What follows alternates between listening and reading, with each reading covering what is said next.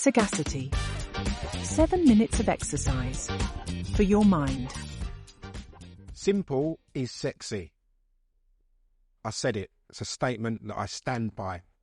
I'm starting a campaign to bring simple back. There's a song in that somewhere. I think simple has become underused. I think simple is something that people frown upon and think it's not sexy enough, exciting enough. And sometimes that's the case, but we need to stop overcomplicating simple things and then feeling sorry for ourselves that we haven't got to where we want to be, or overcomplicating simple things that we know are simple, but we don't really want to do them. So we overcomplicate them so we don't have to approach them, or we can make out we don't have the resources or the skills to get it done. We've all been that person at certain points in our life, some more than others, and you might have people around you. You might be one of those people. Someone in your network, whether that's you or someone else, has been caught recently saying they don't know how to do something, which really, if they paused and listened to themselves, they do know how to do it. They just don't really want to do it. I think a lot of us are guilty of that more often than we should be. So that overcomplicating of simple things is a problem. It holds us back. And I think if we start seeing simple as something that can help us get results, we'll do it more often. Now, sometimes simple can mean bland, boring, not much going on, plain. Certain things in your life, you don't want to be known as those words. They're not words you want to be described as if you've got yourself dressed up to go out and people are saying bland, plain, not much going on. Or maybe you do want to go like that. Sometimes lots and lots of little simple, plain, boring things can equate to something really impressive. It's how the majority of amazing things happen.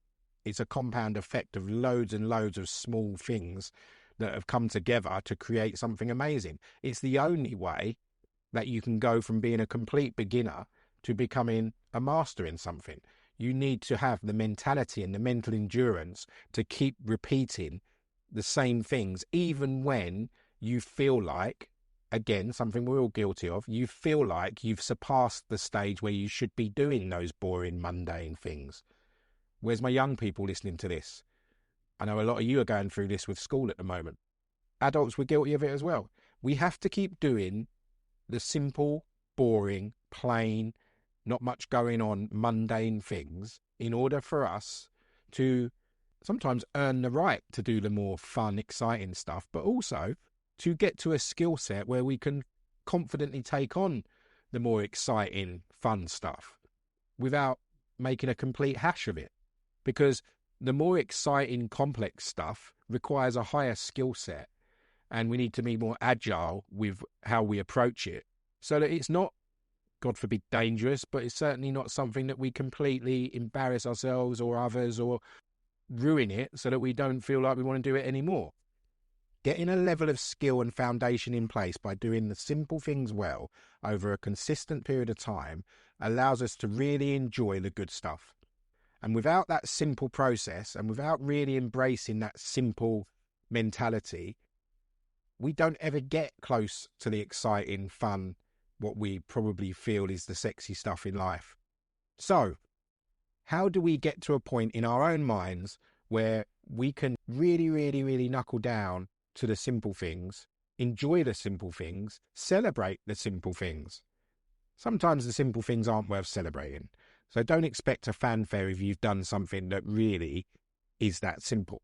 If you're looking to excel in a certain area and you've taken the time to watch a 60-second TikTok on that subject, and that's your step forward towards your long game, it's not a huge celebration required for that.